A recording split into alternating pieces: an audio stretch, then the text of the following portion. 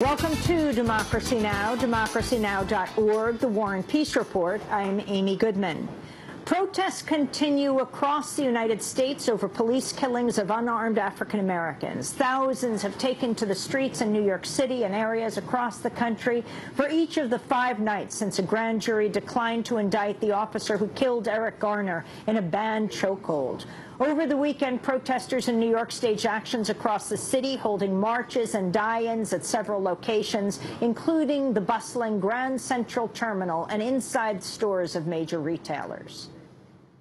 That is wrong, and this is a flawed system within the justice system, and we need to change it. And with our voices being heard and us being united, we believe we can make a difference. And letting these people know that this has to stop. It has to stop today. We are protesting Eric Garner, Mike Brown, many of the injustices that have been committed, and we need some justice.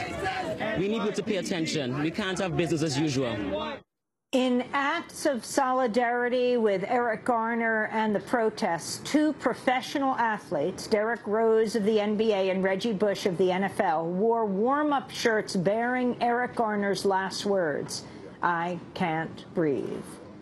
The weekend protests included a major clash in Berkeley, California Saturday. Police fired tear gas and smoke devices at a crowd of hundreds of demonstrators after ordering them to disperse. Police vehicles were vandalized, several businesses damaged after a splinter group threw rocks, bricks, and pipes. 2 officers were wounded. Demonstrators say protesters were denied medical attention after also suffering injuries. More arrests were made Sunday as the protests broke out into unrest for a second night. Other protest cities include Los Angeles, where demonstrators marched down Hollywood Boulevard in a rally dubbed Blackout Hollywood. In North Carolina, over 200 people interrupted a holiday event by having a die-in in the street. Other cities taking part included Seattle, Chicago, Philadelphia, and Minneapolis. Protests included Cleveland, where 12-year-old Tamir Rice was killed last month, and in Phoenix, where Remain Brisbane was killed last week. More protests are continued throughout the week as the lead-up to Washington, D.C. protests next Saturday. Meanwhile, prosecutors have announced a grand jury will investigate the recent police killing of another African-American, Akai Gurley, who was killed in a dimly lit stairwell of a housing project. The police say a gun may have accidentally discharged. A spokesperson for Gurley's family said he wants the police officer charged with homicide. We want a full investigation of the situation from Mayor de Blasio and the Police Commissioner Bratton. We feel that the officer should be charged with homicide. We do not believe that this was just an accident. We feel that this is part of a pattern of a reckless disregard for the lives of young people, particularly young people of color in our communities, Black and Latino young people. We hope that the mayor, and we believe he is sincere in his efforts to get justice in this case, particularly in light of the lack of an indictment with the grand jury on the Eric Garner case. The officer who shot Akai Gurley, Peter Liang, did not respond to police radio contact for over 6 minutes after the shooting. Instead, he texted his union representative for advice. A neighbor ended up calling for an ambulance that rushed Gurley to the hospital, where he was declared dead. Akai Gurley's mother, Sylvia Palmer, demanded justice for her son. My son was my life. There's nothing in this world can heal my pain and my heartache. And I pray to God that I get justice for my son, because my son didn't deserve to die like that. He didn't deserve to die like that. All his hope and dreams and aspirations are taken away from him so innocently. It's not right. I need justice for my son. A funeral service was held for Akai Gurley on Saturday, where he was remembered as a loving husband, son, and father. A protest was held the same day with dozens of people braving heavy rain at the housing project where the police killed him.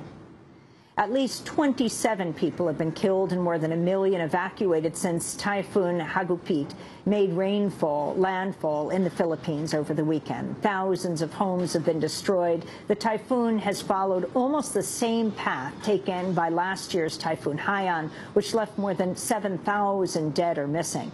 It's the third year in a row the Philippines has been battered by a major storm during the annual UN Climate Summit.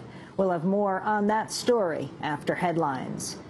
An Ecuadorean Shuar indigenous leader who opposed a major mining project has been found dead just days before he was due to speak here in Lima. Jose Isidro Tendenza Antun was found buried with his arms and legs bound. He was planning to speak here at a tribunal on the rights of nature in opposition to the Mirador open-pit copper and gold mine. The project, operated by a Chinese company, would devastate swaths of the southern Amazon, a key area for biodiversity, which is home to the Shuar. Shuar leader Domingo Anquash has accused Ecuadorian authorities of complicity in Tendenza's murder.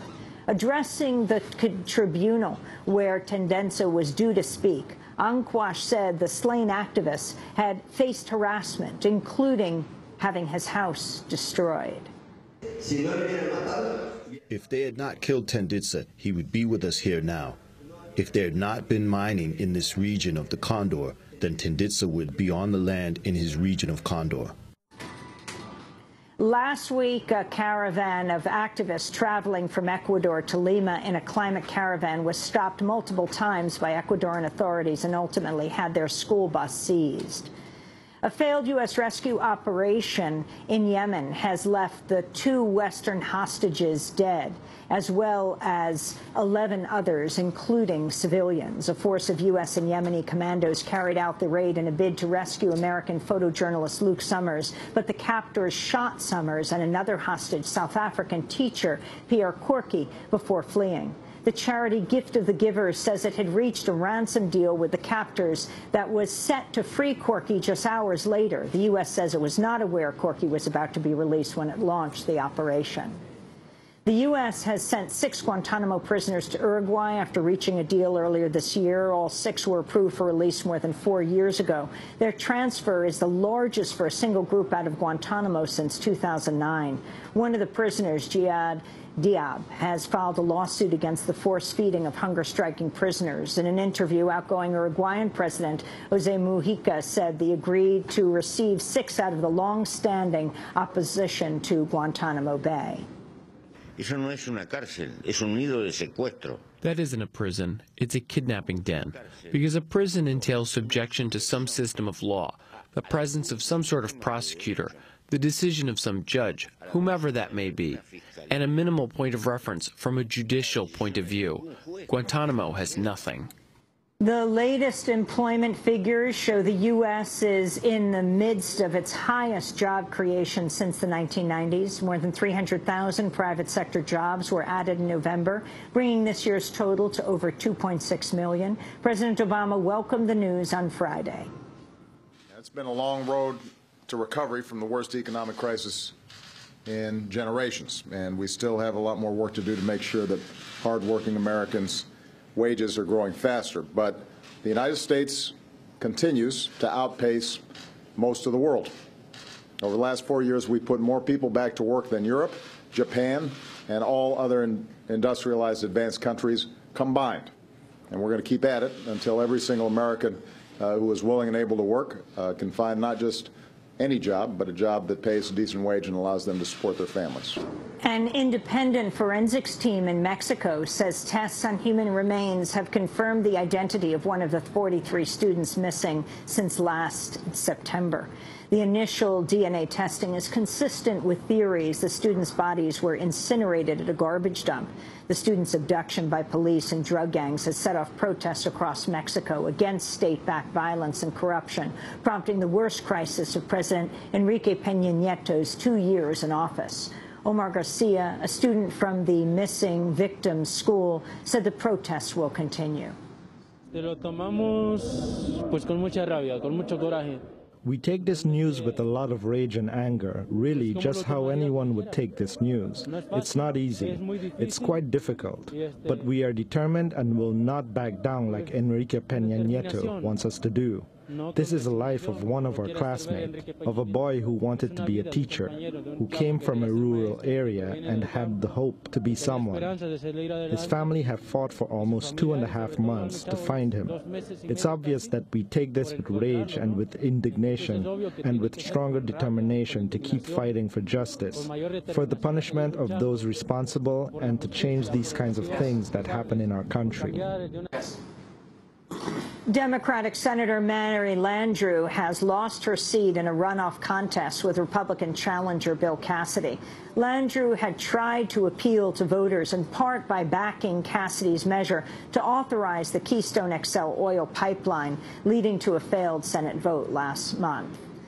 And a new investigation reveals attorneys general nationwide have secretly worked with energy companies to fight federal regulations. According to the New York Times, corporate lobbyists have helped Republican attorneys general in at least a dozen states craft strategy and file lawsuits against environmental rules. In return, the officials have received record donations for their political campaigns, including at least $16 million this year. In one case, Oklahoma Attorney General Scott Pruitt sent a complaint to federal regulators over air pollution limits. Pruitt did not disclose the fact that lawyers for the oil and gas company Devon Energy wrote his letter. And those are some of the headlines. This is Democracy Now!, democracynow.org, the War and Peace Report. I'm Amy Goodman.